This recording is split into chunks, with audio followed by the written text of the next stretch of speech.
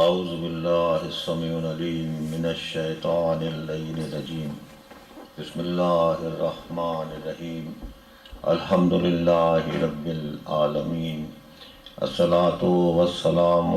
علی سید الانبیاء والمرسلین سیدنا و نبینا و شفیعنا ابی القاسم محمد صلی اللہ علیہ وآلہ الطیبین الطاہرین المعصومین المظلومین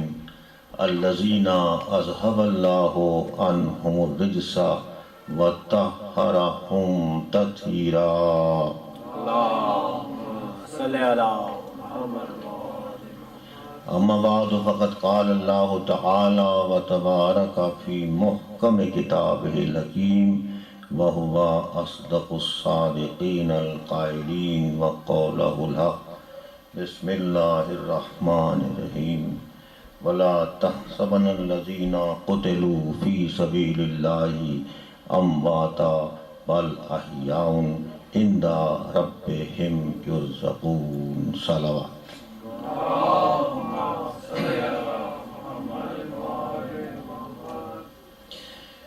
ماشاءاللہ مسلسل ہم اور آپ یہاں مصروف عبادت ہیں، اور اگرچہ اکثر یہ کا لفظ استعمال بھی ہوتا ہے کہ آپ زحمت فرما رہے ہیں، لیکن میں تو ذرا زحمت کہتے ہوئے ڈرتا ہوں، اور ہم سبھی بلکہ ہاں، کیونکہ عبادت بہر طور ایک سعادت ہے اور بہت بڑا شرف ہے، اور مجلس حسین میں شریک ہونا اور شرکت کرنا نہ صرف یہ کہ ہماری تربیت کا سامان ہے، بلکہ ہمارے لیے ایک زاد راہ کی حیثیت رکھتی ہے، ہمارے لیے ایک ایسا سامان ہے جو ہماری شخصیت کی تعمیر کے لیے، ہمارے بچوں کے مستقبل کے لیے، اور ہم سب کی بہتری کے لیے، ہماری دعاؤں کی قبولیت کے لیے۔ اور دیکھیں کہ جو ہم یہاں سامنے نظر آتے ہیں، ان کی فلاح کے لیے بھی اسی صف اعضاء سے سب کچھ حاصل کرتے ہیں، اور جو ہم سے دور چلے گئے ہیں، ہماری نظروں سے اوجھل ہیں، ہم میں نہیں ہیں، اور ہم ان کے لیے بھی دعائیں مغفرت کرتے ہیں۔ کتنا بڑا سرمایہ ہے، کتنا بڑا انسٹیٹیوشن ہے، کتنی بڑی ایک حیثیت ہے۔ اور پھر اس کے ساتھ ساتھ دیکھیں جو ہمارا عنوان گفتگو ہے، اس اعتبار سے اگر دیکھا جائے تو واقعی دنیا کو اس پہ متحیر یا ایک بہت ہی زیادہ حیرت زدہ اور اس پر تعجب کرنا شاید معلوم ہو اور محسوس ہو کہ دیکھیں کیا معجزہ ہے کہ برسہ برس سے انسان اس غم میں اپنا تذکرہ کر رہا ہے، اور غم سے اس بات کو زندہ رکھا ہوا ہے۔ دنیا شاید یہ سوچتی بھی ہوگی کہ دیکھیں تمام قوموں کے زیادہ تر جو سلسلے ہیں وہ خوشیوں سے وابستہ ہوتے ہیں، لیکن یہ سلسلہ ایسا ہے جو غم سے وابستہ ہے، اور غم حسین کے حوالے سے ہم مختصر تعداد ہی میں صحیح جس قدر جہاں جہاں ہوئے وہاں وہاں ہم ایک تربیت کا اور تہذیب کا سامان حاصل کر رہے ہیں۔ کل دیکھیں ابھی بھی مولانا صاحب قبلہ فرما رہے تھے کہ دیکھیں ہم کس طرح تعلیمات اسلامی سے آگاہ ہوتے ہیں، ہم کیسے اپنے انسانی اقدار سے ہم وابستہ ہوتے ہیں اور واقفیت حاصل کرتے ہیں، نالج ہوتی ہے اس کی۔ اور پھر یہ کہ جو تہذیب کا سرمایہ ہے اور حصہ ہے جس سے انسان اچھا لگتا ہے، انسان لگتا ہے، جب انسان لگے، اور پھر جب وہ اپنے آپ کو مومن بھی کہے تو ظاہر ہے پھر مومن کی پہچان اس کی مومنیت سے ہونی چاہیے، اس کی تہذیب سے ہونی چاہیے، اس کے اخلاق سے ہونا چاہیے، اس کی رواداری سے، اس کی وفاداری سے، اس کے حسن سلوک سے ہونا چاہیے، تخاطب سے، ایڈریس کرنے سے، بولنے سے۔ یہ ساری چیزیں زندگی کا لازمہ ہے، ایک جزو ہے، حصہ ہے۔ تو کل بھی بات ہو رہی تھی اس بات پہ کہ دیکھیں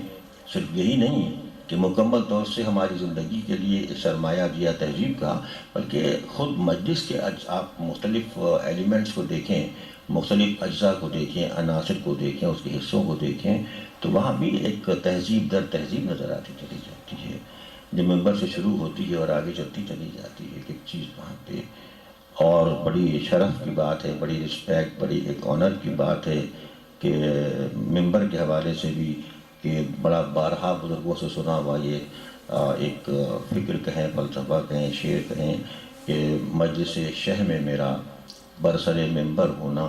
ٹھیک ہے نا، کتنی فضیلت ہے۔ مجلس شہ میں میرا برسر ممبر ہونا، اس کو کہتے ہیں نصیبے کا سکندر ہونا۔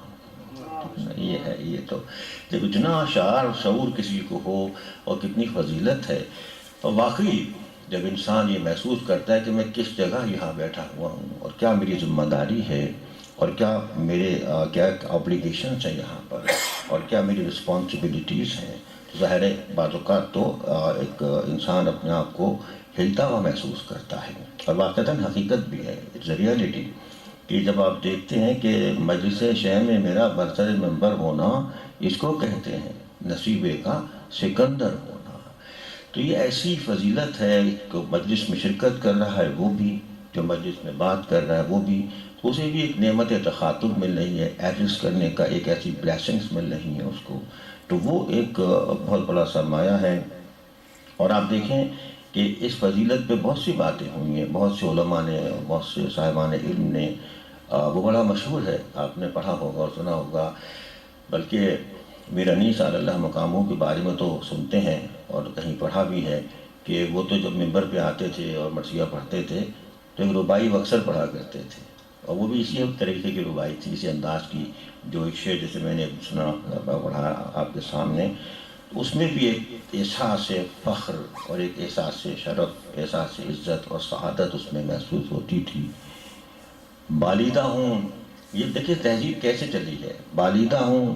وہ اوج مجھے آج ملا،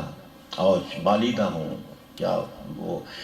میں کتنا خوش ہوں، کتنا میرا مقدس جاگا ہے، بالیدہ ہوں وہ اوج، ہائٹ، بلندیاں، اوج، عروج، ہائٹ، کیا بلندی ملی ہے کہ بالیدہ ہوں وہ اوج مجھے آج ملا، ذل علم صاحب معراج ملا۔ ذل، سائے کو کہتے ہیں ذل، زواد اللام، ذل علم صاحب معراج ملا، اور ممبر پہ نشست سر پہ حضرت کا علم، ممبر پہ نشست، سیٹ، بیٹھنا، ممبر پہ نشست سر پہ حضرت کا علم، اب چاہیے کیا، تخت ملا تاج ملا۔ محمد والے محمد صلوات۔ جب یہ تہذیب کا تصور آئے تو ظاہر ہے وہاں ذاکر بھی، وہاں خطیب بھی، وہاں مجلس کا شریک بھی، وہاں بانیان مجلس بھی، وہاں کارکنان مجلس بھی، وہاں خدمتگاران مجلس بھی، سب کے لیے ایک فخر کا سامان ملتا ہے، اور ترتیب، تنظیم، بیٹھنا، اٹھنا، سلیقہ، یہ سب اسی تہذیب کا حصہ ہے۔ اور کل جب میں بات کر رہا تھا تو مجھے بعض آپ کی طرف سے بھی حوصلہ افزائی ملتی ہے، اور کل زین صاحب بھی فرما رہے تھے، واقعی اس بات کو اور وسعت دینی چاہیے اور سوچنا چاہیے کہ کتنی فضیلت ہے اس سے اور تہذیب سے، کہ اب ہم جب ممبر پہ انسان آتا ہے تو اپلیکیشن، ذمہ داریاں لے کے آتا ہے، رسپانسبلٹیز لے کر آتا ہے، تو اب جب اس کا انداز تخاطب ہوگا تو اس کے اس انداز تخاطب میں ایک پورا پس منظر ہوتا ہے، ایک بیک گراؤنڈ ہوتا ہے، اور یہی اس ادارے کا فخر ہے، اس ہمارے سلسلے کا فخر ہے کہ یہاں ہمارے ساتھ ایک پس منظر چل رہا ہے، ایک بیک گراؤنڈ چل رہا ہے، اور اس بیک گراؤنڈ میں ہمیں معلوم ہوتا ہے کہ یہ تو وہ سرمایہ ہے جس کا آغاز اور جس کی جو شروعات ہے اور جس کی ابتدا ہے وہ تو اسی خطبے ہی سے شروع ہوئی ہے۔ یہ خطبات زندگی جو ہیں یہ تو اسی بارگاہ سے لوگوں نے سیکھے ہیں، اسی خطبے نے، یہ صرف خطبہ لفظوں کا اجتماع نہیں ہے، لفظوں کا مجموعہ نہیں ہے، بلکہ طاقت کا اظہار نظر آتا ہے۔ خطبے نے فتوحات کی ہیں، خطبے نے لوگوں کے دل جیتے ہیں، لوگوں نے ایمان کی فضا پیدا کرتی ہے، ایک ایک لفظ میں طاقت ہوتی ہے۔ کیا یہ تو سارا ہمارا سلسلہ ہے کہ آپ دیکھیں کہ وہ سارے بادشاہان وقت، نام نہاد بادشاہان وقت ختم ہوتے چلے گئے، جو اپنی طاقت کسی اور بنیاد پہ ظاہر کرتے تھے، لیکن جن کی طاقت علم کی بنیاد پر ہے، ان کا نام آج بھی لیا جا رہا ہے۔ درود پر محمد و آل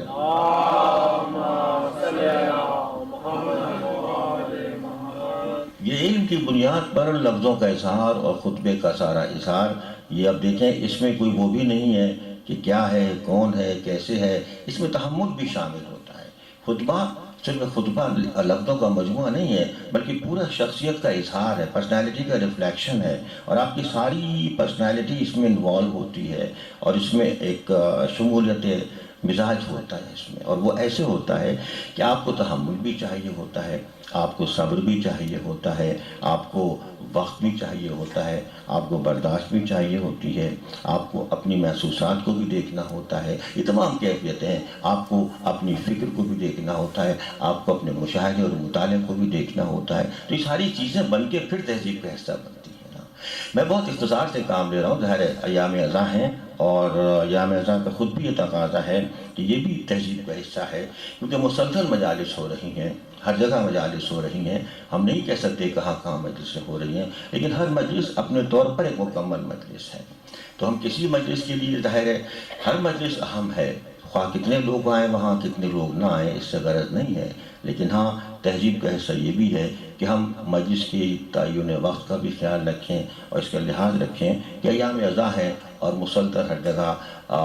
مختلف صورتوں میں کہیں ذکر ہو رہا ہے، کہیں علم ہے، کہیں تعزیہ ہے، کہیں جلوس ہے، کہیں سبیل ہے، کہیں نیاز ہے، کہیں نظر ہے، دیکھیں کتنی چیزیں ہیں، کیا کیفیت ہے، کہیں ظہیر ہے، یہ سارا کچھ تہذیب ازاں کا حصہ ہے اور تہذیب کربلا کا حصہ ہے۔ تو جب یہ گفتگو کی شکل میں آیا اور خطاب کی شکل میں آیا تو آپ دیکھیں کہ بڑی بڑی جو ظاہری جاہلانہ طاقتیں تھیں وہ سب ختم ہو گئیں اس مقدس اور متبرک خطبے کے سامنے، جہاں لفظوں کی طاقت معلوم ہو رہی تھی، علم کی طاقت سامنے آ رہی تھی۔ اور آپ دیکھیں کہ آج جہاں جہاں بھی خطبہ دیا جا رہا ہے، جہاں جہاں بھی خطبے کی شکل آ رہی ہے، اس کا جس میں وہ لفظ استعمال کر رہا ہوں جو عموماً انگریزی کا عام استعمال بھی کیا جاتا ہے کہ خطبے کا پیٹرن آپ کو اسی بارگاہ سے ملا ہے۔ آپ دیکھتے جائیں اس کا جو ایک فارمیٹ ہے، بہت ہی میں زیادہ اتنی ٹیکنیکل گفتگو نہیں کروں گا تاکہ مجلس کی اپنی روایت متاثر نہ ہو، کہ جو اس کا ایک فارمیٹ ہے خطبے کا وہ اسی بارگاہ سے ملا ہے، اور وہی سلسلہ ہے، اور جو ہم مجلس کا آغاز کرتے ہیں اس میں بھی آپ دیکھیں وہی خطبے کا سلسلہ ہے۔ تو خطبے کی جو ایک فارمیٹ ہے، جو اس کی تشکل ہے، جو اس کی شکل ہے، جو صورت ہے، جو اس کی علامت ہے، پہچان ہے، وہ اسی سلسلے سے آئی ہے، اور اس کی وہی ہے کہ اللہ کی حمد سے اس کا آغاز ہوتا ہے، اللہ کی حمد سے اس کا آغاز ہوتا ہے، اللہ کے حبیب حضرت محمد مصطفیٰ صلی اللہ علیہ وسلم کے مدح سے اس کا سلسلہ آگے بڑھتا ہے، اور پھر اہل بیت محمد مصطفیٰ صلی اللہ علیہ وآلہ وسلم کی ہستیوں کا تذکرہ ہوتا ہے، اور پھر اس طرح ایک ڈھانچہ دے دیا ہے، ایک خاکہ دے دیا ہے، ایک اسٹرکچر دے دیا ہے، اور یہ ایسا اسٹرکچر ہے جو میں پھر اور ذرا پیچھے کی طرف جاؤں، پیچھے سے میری مراد یہ ہے کہ اساس اور بنیاد اور فاؤنڈیشن کی طرف جاؤں، تو یہ تو وہ سلسلہ ہے جو کہ قرآن نے مزاج دیا ہے، اور اسی قرآن کی مزاج سے خطبے کا سلسلہ شروع ہوا، اور یہ تہذیب کربلا وہیں سے آئی کہ دیکھیں کیسے کیسے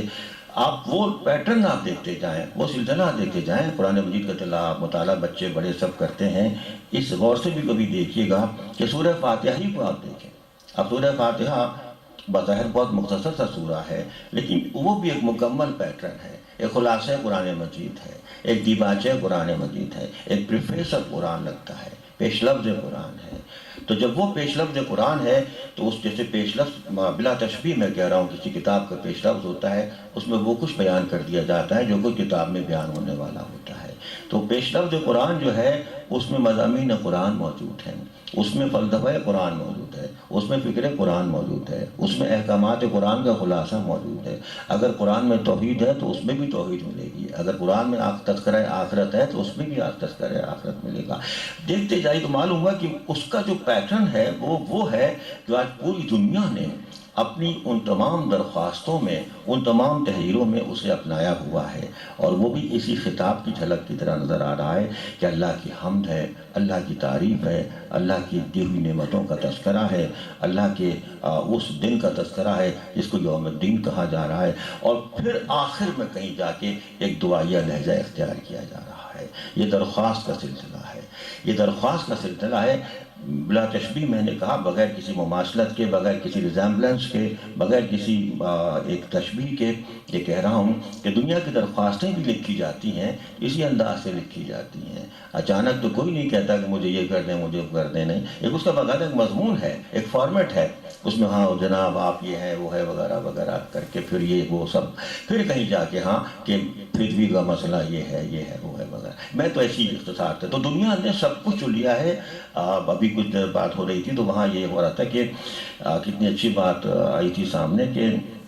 انسان اگر سب چیزیں فطرت سے لے، اور لیتا بھی ہے، قدرت سے لے، ہیومن نیچر سے لے، تو وہ بہت کامیاب اور مؤثر ہوتی ہیں، خواہ وہ قانون ہو۔ ابھی بات کچھ دیر پہلے راستے میں ہو رہی تھی، تو سوچئے گا کہ جو، اور ویسے حقیقت بھی ہے، سب چیزیں، میں نے ایک دن شاید غالباً کسی پہلی یا دوسری مجلس میں بات کی تھی کہ ہر چیز اپنے طور پہ علیحدہ بھی ہے اور ہر چیز اپنے طور پہ منسلک بھی ہے۔ کوئی چیز مکمل طور سے علیحدہ نہیں ہوا کرتی، کمپلیٹلی ڈیٹیچ نہیں ہے، ڈیٹیچ بھی ہے اور اٹیچ بھی ہے۔ ہر شخص، اگر کوئی دور آتا ہے، وہ دور کسی دور کی جھلک نہیں ہوتا، لیکن اس دور سے کچھ نہ کچھ تعلق رکھتا ہے، اس سے منفی تعلق رکھے یا اس سے مثبت تعلق، یا پازیٹیو رکھے یا نیگیٹو رہے، اس کا ریئیکشن کسی اور انداز سے لے یا کسی اور انداز سے لے، لیکن ایک ربط ہوتا ہے۔ اگر آپ اسٹون ایج کی بات کریں گے، ٹھیک ہے، اسٹون ایج تھا، پریمیٹیو ایج تھا، یہ تھا وہ تھا، لیکن اگر پھر آپ اینشنٹ ایج پہ آئیں گے تو معلوم ہوگا کہ آپ کو پریمیٹیو ایج، اینشنٹ ایج میں فرق آئے گا، لیکن کمپلیٹلی مکمل طور سے آپ پریمیٹیو ایج کو اگنور تو نہیں کر سکیں گے، کہیں نہ کہیں اس کے نیگیٹو یا پازیٹیو اثرات تو سامنے آئیں گے۔ اب اگر قدیم یا اینشنٹ ایج میں آپ آئیں گے تو معلوم ہوگا کہ ہاں کچھ نہ کچھ باتیں تو وہاں بھی ایسی نظر آ رہی ہیں۔ اینشنٹ سے پھر آپ جب دور اوسط میں آئیں گے، وسطیٰ میں آئیں گے، جسے میڈیول پیریڈ کہتے ہیں، جب اس میں آپ آئیں گے تو اگرچہ وہ بالکل ایک درمیانی سی کیفیت ہے، لیکن پھر بھی ان دونوں ادوار کی جھلک تو نظر آئے گی آپ کو، اس میں اس کے اثرات ملیں گے۔ پھر اس کو چھلانگ لگا کر پھر جمپ نہیں ہوتی ہے، ایک رفتار ہوتی ہے۔ پھر اس کے بعد جب آپ ماڈرن دور میں آئیں گے، ماڈرن پیریڈ میں آتے ہیں، دور جدید میں آ جاتے ہیں، اگرچہ جدت پسندی ہوگی، دور جدید کہلائے گا، ماڈرنزم کہلائے گا، سب کچھ ہوگا، لیکن مکمل طور سے تو وہ الگ نہیں ہو سکتا، اس میں بھی اثرات تو آئیں گے اور آنے بھی چاہیے۔ تو اب دنیا کا جو ایک تسلسل ہے، ایک تواتر ہے اور ایک کنٹینیوٹی ہے، وہ کنسسٹنسی جو ہے وہ انسان کی زندگی میں بہت کام آتی ہے۔ تو جب یہ ہم تمام نیچر کو دیکھتے ہیں تو پھر وہاں یہ درخواست، یہ خطبہ، یہ خطابت، یہ انسان کی نیچر سے بنیاد پہ اس پہ بن جاتا ہے کہ ہم تخاطب سے بات کرنا چاہتے ہیں، ہم دلائل سے بات کرنا چاہتے ہیں، ہم آرگومنٹ سے بات کرنا چاہتے ہیں، ہم خوشامد سے بات نہیں کرنا چاہتے، ہم جھگڑے سے بھی بات نہیں کرنا چاہتے۔ ہماری سفیدہ تہذیب کربلا یہ ہے، ہم جھگڑا پسند نہیں ہیں، ہم یہ نہیں، ہم تو ایک امن پسند سلسلے سے تعلق رکھتے ہیں۔ ہمارا تعلق علم کی بارگاہ سے ہے، ہمارا تعلق شہر علم سے ہے، ہمارا تعلق باب مدینۃ العلم سے ہے۔ جب وہاں علم سب بنیاد بن جائے تو پھر وہاں جو بھی سلسلہ آئے گا اس میں دلیل آئے گی، استدلال آئے گا۔ حضرت امام جعفر صادق علیہ السلام، ایک تفصیلی مضمون ہے، ظاہر ہے میں اتنا وقت نہیں لوں گا آپ کا، لیکن اشارتاً ایک بات کر کے آگے بڑھوں گا کہ دیکھیں حضرت امام نے کس انداز سے اکیڈمیز کھولی ہیں۔ اکیڈمی کا لفظ بہت اہم لفظ ہے، اب مجھے یہاں کا نہیں پتا، لیکن ہم جہاں سے تعلق رکھتے ہیں، آتے رہتے ہیں، وہاں تو اکیڈمی کے لفظ کو بالکل ہی وہ کر دیا ہے، گڑبڑ کر دیا ہے۔ اکیڈمی اتنا مقدس لفظ تھا، اتنا عجیب تھا، اتنا معتبر لفظ ہے۔ چلیں اگر آپ اور فلسفے کی دنیا میں دیکھیں تب بھی بڑی اہمیت تھی اس کی، پلیٹو کی اکیڈمی تھی، افلاطون کی اکیڈمی ہے، یہ وغیرہ وغیرہ، وہ بڑا ایک انسٹیٹیوشن رہا۔ لیکن ہمارے اس سسٹم نے جہاں ہے وہ اکیڈمی میں، بلکہ وہ تو اور جملہ، جیسے کل بات ہو رہی تھی جملوں پہ، میں اسی سے آگے بڑھ رہا ہوں تھوڑا، وہاں تو اکیڈمی کا جملہ بھی اور انداز سے استعمال ہوتا ہے کہ جی بچے کہاں پڑھ رہا ہے، بچہ پڑھ رہا ہے، بس پڑھتا نہیں تھا ٹھیک سے، وقت بھی نہیں ملتا تھا، ہم نے کیا کیا ہے، اسے اکیڈمی میں ڈال دیا ہے۔ اب اکیڈمی میں ڈال دیا ہے، یہ صلاح بن گئی، عجیب سی بات ہے۔ اکیڈمی تو ایک بہت ہی معتبر ادارے کا نام ہوا کرتا ہے، لیکن وہاں کہتے ہیں اکیڈمی میں ڈال دیا، بلکہ اس کو اور اگر میں ذرا روزمرہ میں جاؤں تو ایسا لگتا ہے جیسے کہہ رہے ہوں کہ ہم نے اکیڈمی میں جھونک دیا ہے اس کو۔ حالانکہ وہ اکیڈمی تو بڑا مقدس لفظ ہے، بہت محترم لفظ ہے، اکیڈمک ہونا ہی بڑا محترم ہے۔ تو اس لیے اب ہر دور میں ائمہ معصومین نے اپنی اکیڈمیز قائم کی ہیں اور وہاں وہ ایک تبلیغ دین کر رہے ہیں۔ اب میں کہہ رہا ہوں نا، تہذیب کربلا ایسے تو نہیں آئی ہے، میں نے جملہ شروع میں کہا تھا کہ بیک گراؤنڈ ہے، پس منظر ہے، اس پس منظر کو جب تک ہم نہیں دیکھیں گے تب تک ہم اس کو سمجھ نہیں سکتے۔ کیونکہ کربلا صرف بظاہر تو ایک دن کا معاملہ ہے، لیکن ایک دن ہی کا معاملہ نہیں ہے، ایک تسلسل ہے، ایک پورا معاملہ ہے، اس میں ساری ہسٹری ہے، ساری تاریخ ہے۔ تو جب وہاں پہ ہم دیکھتے تو معلوم ہوتا ہے کہ حضرت امام جعفر صادق علیہ السلام کی جو محمد یہ اکیڈمی ہے، اس میں دیکھیں کیا تہذیب تکلم مل رہا ہے، تہذیب تکلم ایسا مل رہا ہے، یعنی کہ کلچر آف اسپیچ مل رہا ہے، تہذیب تکلم کلچر آف اسپیچ۔ اسپیچ صرف بولنے کا نام نہیں ہے، اسپیچ ایک ثقافت ہے، ایک تہذیب ہے، ایک سویلائزیشن ہے، ایک مینرزم ہے۔ بولنا تو ہر مخلوق کچھ نہ کچھ بولتی ہے، جانور نہ معلوم کس کی زبان میں بول رہے ہیں، لیکن جب انسان کی زبان آتی ہے تو اس کا زبان میں صرف بولنا میٹر نہیں کرتا، بلکہ کیا بول رہا ہے، کیسے بول رہا ہے، کیوں بول رہا ہے، کس کے لیے بول رہا ہے، کس کے سامنے بول رہا ہے، کس مقصد سے بول رہا ہے، یہ چیزیں بھی تو ہے نا، یہ بڑی اہم ہوا کرتی ہیں۔ بلکہ بعض اوقات یہ ہوتا ہے، میں اب ظاہر بچے بیٹھے ہیں، اور ظاہر جب عمر انسان کی زیادہ ہو جائے تو اس کے تجربے بھی زیادہ ہو جاتے ہیں، تو یہ عمر کا زیادہ ہونا اچھا بھی ہے اور بعض اوقات مسئلہ بھی بن جاتا ہے۔ تو انسان جتنا بڑھتا ہے آگے اتنا اس کے سامنے چیزیں آتی چلی جاتی ہیں۔ ایسی بات سے بات یاد آ گئی تو ایک ایسی طرح اور موڈ میں بات کرنے کے لیے کہوں گا۔ جناب حفیظ جالندھری صاحب کا ایک شعر ہے جو یہ طویل عمر کے حوالے سے بات آ گئی، بڑا دلچسپ شعر انہوں نے کہا تھا، ماشاءاللہ کافی طویل عمر پائی تھی انہوں نے، بڑا نام ان کا، بہت ان کی قوم میں ماشاءاللہ حیثیت ہے، تو بڑے عمدہ شاعر۔ انہوں نے کہا تھا کہ یا طول زندگانی، طول زندگانی، اور جو اصل بات تھی وہ یہ تھی کہ بزرگوں کی دو مصیبت، مصیبت اور طول زندگانی، کیا بات چھوٹی سی بحر میں ہے، مصیبت اور طول، لہجے میں کہا ہے یہ شعر، انہوں نے خاص فیلنگ کے ساتھ کہا ہے اور مخصوص عمر پہ کہا ہے، اپنی ایج پہ، کہ مصیبت اور طول زندگانی بزرگوں کی دعا نے مار ڈالا۔ بڑے تنگ آگے شعر کہا ہے کہ مصیبت اور طول زندگانی بزرگوں کی دعا نے مار ڈالا، طول عمر ہو، سلم ہو، جیتے رہو، یہ ہو، وغیرہ وغیرہ، یہ وہ سب۔ تو دعائیں تو خیر ظاہر محبت میں دی جاتی ہیں، لیکن حفیظ صاحب نے اپنے انداز سے کہا، تو جتنا تجربہ ہوتا ہے انسان سیکھتا جاتا ہے، اس تجربے میں بہت سی باتیں آتی ہیں، اس میں یہ مقصد یہ نہیں کہ میں اپنی باتیں کرنا چاہ رہا ہوں، میں کہہ رہا ہوں کہ کیا بولنا ہے، کیسے بولنا ہے، اس سے ایک اور اسٹیپ آگے کی کیفیت بھی ہے، وہ بھی سامنے رہنی چاہیے، اور وہ کیا ہے، وہ یہ ہے، میں ایک دفعہ اپنے طالب علم کے زمانے میں کہیں بیٹھا تھا دوستوں میں، جیسے اکثر بیٹھتے ہیں سب لوگ، باتیں ہوتی رہتی ہیں، تو بہت سی باتیں سیاست معاملات کی، یہ وہ اکثر جیسے نوجوان کرتے ہیں، ہمیشہ ہی ہوتی آ رہی ہیں، آج بھی کر رہے ہیں، تو ایسی کچھ ہو رہی تھی، تو میں چپ بیٹھا تھا خاموشی سے، اتفاق سے مجھے اپنے جملے سے بات یاد آ گئی، تو ہمارے دو ساتھی نے کہا کہ بھائی فردوس عالم صاحب تو بڑے ڈیبیٹر ہیں، مقرر ہیں، یہ ہے وہ بہت بولتے ہیں، یہ کچھ نہیں بول رہے ہیں، یہ چپ بیٹھے ہیں۔ تو میں نے کہا جناب یہ جو مباحثے ہیں اور ڈیبیٹس ہیں، تقریریں ہیں، انہوں نے صرف بولنا نہیں سکھایا، انہوں نے خاموش رہنا بھی سکھایا ہے، اور مجھے یاد ہے کہ میں نے کہا تھا debate is not big big, debate is a culture of speech, بولنا ایک کلچر آف اسپیچ ہے، یہ نہیں پتا بول رہے ہیں، تو اور ہمیں تو یہیں سے ملا ہے نا، جب ماں نے پہلی دفعہ سلام پڑھنے کو ممبر پہ بٹھایا تھا تب سارا سلسلہ سامنے شروع ہوا ہے کہ کیا ہے کیا نہیں ہے، نظم سے شروع ہوا اور نثر میں منتقل ہوتا رہا، تو نظم و نثر پھر مشترکہ زندگی گزرتی رہتی ہے، تو بچے جب یہاں آتے ہیں، مجھے ظاہر میں بھی دیکھتا ہوں، تو یہ ایک بڑا کیا ایک زندگی بن رہی ہے، تو پھر وہ اب صرف بولنا ہی نہیں بلکہ کیا بولنا ہے، تو حضرت امام کی اکیڈمی جو ہے اس میں وہ اس انداز سے بول رہے ہیں کہ وہ جو ایک کلچر آف اسپیچ ہے، تہذیب تکلم ہے، اس سے آگاہ کر رہے ہیں۔ اگر ایک ایسے اپنے مخالف سے بات کر رہے ہیں جو اگرچہ معلوم ہے کہ بالکل کسی بات پہ ماننے پہ آمادہ ہی نہیں ہے، لیکن اس کو سن رہے ہیں، اس کو سن رہے ہیں، ایک ان کی مختلف کتابیں ہیں اور اس میں بڑا مکالمہ ہے، یہ مکالماتی کلچر کہاں سے آیا ہے؟ یہ مکالماتی کلچر اسی بارگاہ سے آیا ہے، بلکہ ادب میں ایک اصطلاح بن گئی ہے، جہاں غزل ہے، نظم ہے، یہ ہے، قطع ہے، رباعی ہے، وہاں ایک مکالمہ خود ایک صنف سخن ہو گیا ہے، مکالماتی نظم کہی جا رہی ہے، تو مکالمہ جو ہے وہ ادھر ہی سے سلسلہ شروع ہوا ہے، حضرت امام نے مکالمہ کیا ہے اور اس مکالمے میں گفتگو کر رہے ہیں اس شخص سے کہ جو بالکل ہی آمادہ یقین نہیں ہے، ماننے پہ تیار ہی نہیں ہے، لیکن بار بار اس سے کہہ رہے ہیں کہ ہاں تم نے میری بات سنی، کہا میں سن رہا ہوں، میں کہہ رہا ہوں، وہ بولتا جا رہا ہے، پھر پوچھا کہ اچھا تم نے اپنی بات پوری کر لی، کہانی میں تو بھی کہہ رہا ہوں، یہ ہے اسپیچ، یہ خطبے جو میں نے کل بات کی ہے، زین صاحب کا شکریہ کہ مجھے کہا تھوڑا اور ذرا اس پر کوئی بات ہو، تو یہ بات تو بہت مسلسل بھی ہم انشاءاللہ زندگی رہی صحت رہی تو انسان کرتا رہتا ہے، لیکن چونکہ مجلس کا اپنا دائرہ فکر ہے اور وقت کی اپنی خاص محدود کیفیت ہوتی ہے، تو اس کا خیال رکھتے ہوئے کہوں گا میں،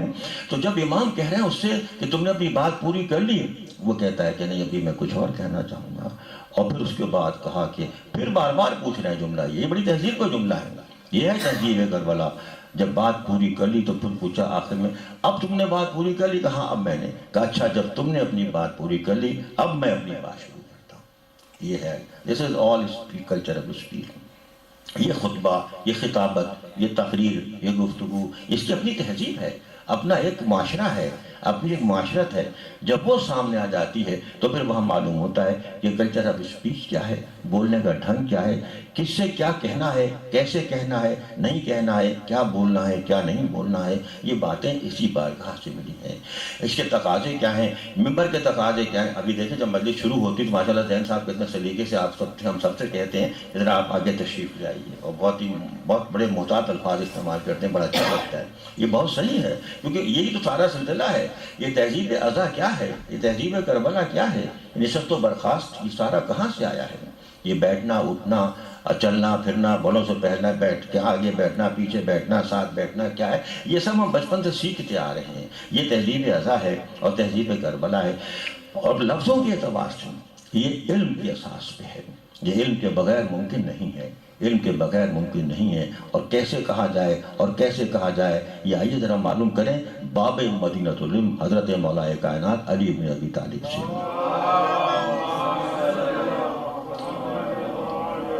میں نے کہا نا ایک مکالمہ، اب نہج البلاغہ میں ایک مکالمہ ہے، مختصر تھا، وہ ایک قول کی شکل میں ہے، کوٹیشن ماشاءاللہ یہاں بچے پڑھتے ہیں، بہت اچھا طریقہ ہے یہ، تو اس میں کچھ نہج البلاغہ کے کوٹیشن بھی آتے رہتے ہیں۔ نہج البلاغہ میں ایک کوٹیشن ہے جو ایک مکالمے کی شکل میں ہے، ایک گفتگو ہے کہ کسی شخص نے مولا کی تعریف کی، حضرت مولا کائنات کی مدح سرائی کی، بہت تعریف کر رہا تھا،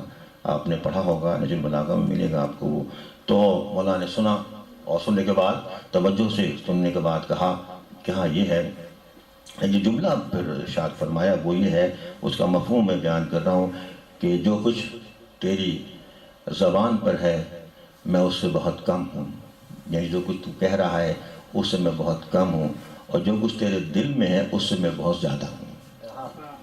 یہ ہے، یہ تہذیب تکلم ہے، اور یہ ایک دوسرے کو ریئلائز کرانا، احساس دلانا، اور یہ علم کے بغیر ظاہر ہے، وہ تو باب مدینۃ العلم ہے، یہ جو کچھ پتہ تھا کہ اس کے دل میں کیا ہے اور زبان پہ کیا ہے، کہہ کچھ رہا ہے اور حقیقتاً معاملہ کچھ اور ہے، تو کہا جو کچھ تیری زبان پر ہے، اس میں انکساری بھی آ رہی ہے،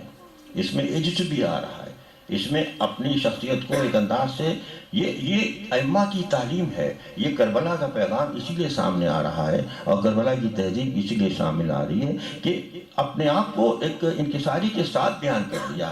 حضرت امام جعفر صادق علیہ السلام کا مکالمہ سامنے آئے تو وہاں یہی طرز تخاطب ہے، اور مولا کائنات جب کہہ رہے ہیں کہ ہاں جو کچھ تو کہہ رہا ہے اس سے میں بہت کم ہوں، اور جو کچھ تیرے دل میں ہے اس سے میں بہت زیادہ ہوں، اور یہ اپنے آپ کو ایک انکساری کے ساتھ بیان کرنا، یہ ہمیں پیغام دینا ہے، دنیا بھر کو پیغام دینا ہے، دنیا بھر کو میسج دینا ہے، اور اس پیغام میں آپ دیکھیں کہ جب آپ صحیفہ کاملہ کا مطالعہ آپ کرتے رہتے ہیں، اور دوسروں کو بھی پڑھوائیے، آپ اپنے ساتھیوں کو بھی پڑھوائیے، ماشاءاللہ پڑھتے رہتے ہیں لوگ، ترجمے بھی ہیں اس کے، تو اس میں جو حضرت امام سید سجاد علیہ السلام کی دعاؤں کا مجموعہ ہے، کیا دعائیں ہیں، تو اس میں ایک دعا جو ہے وہ مکارم اخلاق کی دعا ہے، کیا خوب دعا ہے، آپ نے پڑھی بھی ہے اور پڑھتے بھی رہتے ہوں گے، مکارم اخلاق کی دعا، یہ امام ہی کی شان ہے کہ مکارم اخلاق کی دعا مانگ رہے ہیں۔ ہم اپنی دعاؤں کی کیا منزلت اور کیا مشابہت کر سکتے ہیں، لیکن بہرحال مولا ہمیں درس دے رہے ہیں، ہماری زبانوں کو الفاظ دے رہے ہیں، اور یہ کہہ رہے ہیں کہ مکارم اخلاق کی دعا مانگو۔ اس مکارم اخلاق کی دعا میں صحیفہ کاملہ جسے صحیفہ سجادیہ بھی کہتے ہیں اس میں موجود ہے، اس میں ایک جگہ پہ یہ بھی وہ دعائی الفاظ کے شکل میں کہہ رہے ہیں کہ بار الہ جب لوگ مجھے زیادہ سمجھیں تو مجھے اپنے آپ کو کم سمجھنے کی توفیق عطا فرما۔ یہ ہے، یہ انکساری ہے، یہ عاجزی ہے، یہ وہ ہے جو انسان کو انسانیت سے قریب لاتی ہے، اور وہ تہذیب دیتی ہے جو تہذیب کربلا کے ذریعے ہم تک پہنچی ہے کہ ہاں اگر لوگ مجھے زیادہ سمجھیں تو مجھے کم سمجھنے کی توفیق عطا فرما۔ اور کیا دعا مانگی ہے کہ بار اللہ تو مجھے صحت عطا فرما، تو مجھے صحت عطا فرما تاکہ میں تیری عبادت کر سکوں۔ کیا مقام عبادت ہے،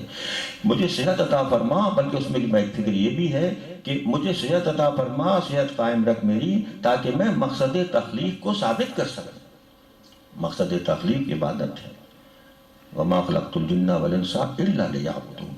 ہم نے نہیں خلقے جن و انس کو مگر اس لیے کہ وہ عبادت کریں۔ تو عبادت مقصد زندگی ہو تو امام کہتے ہیں تو اب یہ انداز زندگی، انداز تخاطب جو ہے، یہ ثقافت کا حصہ، یہ تہذیب کا حصہ، اور اس میں ایسے اثرات ہیں۔ آپ دیکھیں کہ وہ انقلاب، جب بار بار لفظ آ رہا ہے مجالس میں آتا رہتا ہے، انقلاب کربلا، وہ انقلاب جو بڑی سے بڑی طاقت نہیں لا سکتی تھی، وہ انقلاب جو بڑے سے بڑے ہجوم کی طاقت اور مجموعہ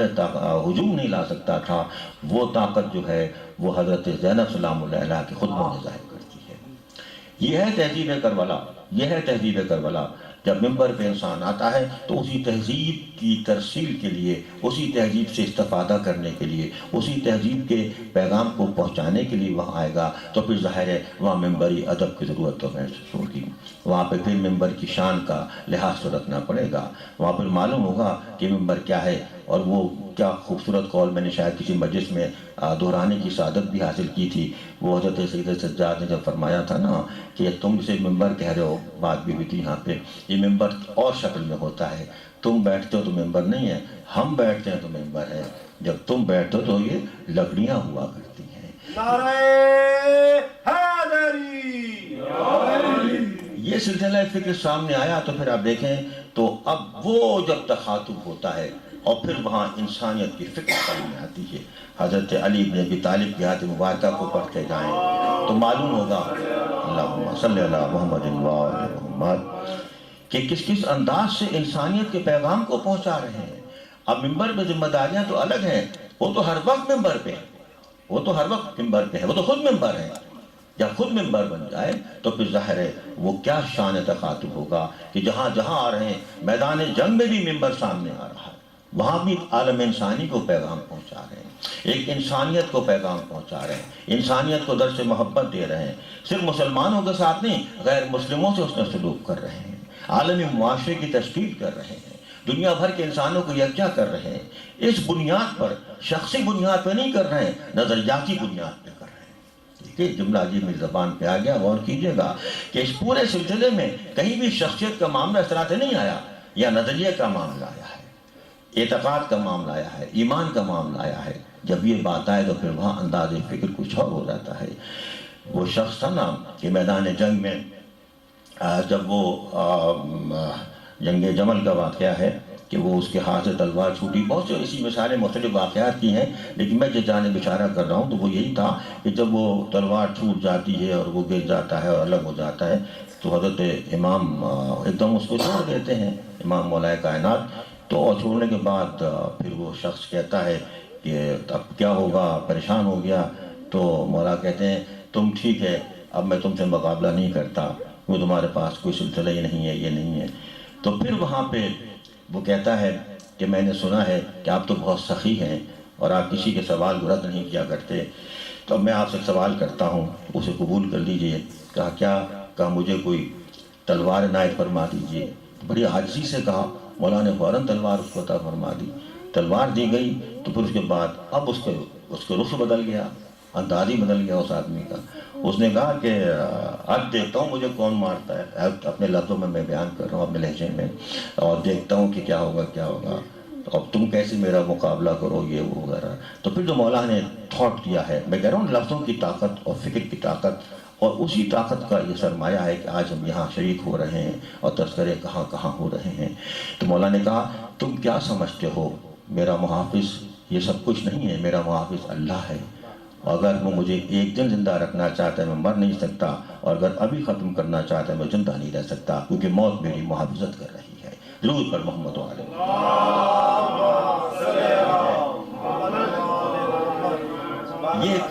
یہ کلچر آف اسپیچ منتقل ہو رہا ہے، اور جو سامنے آ رہا ہے یہ بہت دشوار عمل سے آیا ہے۔ ایسے بہت سے واقعات آپ کو ملیں گے جہاں کردار سامنے آ رہا ہے، جہاں سیرت مبارکہ سامنے آ رہی ہے، جہاں پتہ چل رہا ہے کہ ہم عالم انسانی کے لیے سب کچھ کر رہے ہیں۔ ہمیں نہیں اس سے غرض کہ کون کیا ہے کیا نہیں ہے، ہمیں تو یہ دیکھنا ہے کہ انسان کہاں ہے، انسان کہاں ہے۔ جب انسان کی تلاش ہو تو پھر وہاں تو اگر جب میدان جنگ میں جناب قمبر آتے ہیں اور کہتے ہیں کہ مولا گرمی ہے، تپش ہے، مسلسل جنگ جاری ہے، اور آپ یہاں اس طرح سے مسلسل مقابلہ کر رہے ہیں اور اپنے جوہر شجاعت دکھا رہے ہیں، تو یہ شربت پی لیجئے، یہ شربت پی لیجئے۔ دیکھیں یہ ہے انسان کو انسان کا قریب لانے کا معاملہ۔ میں نے کہا نا کہ فرد کا معاملہ نہیں ہے، نظریے کا معاملہ ہے۔ تو وہاں وہ کہہ رہے ہیں کہ جناب قمبر کی شربت پی لیں، ٹھنڈا پانی، جو لفظ چاہیں اس طرح دینے سکون کے لیے کوئی چیز اس طرح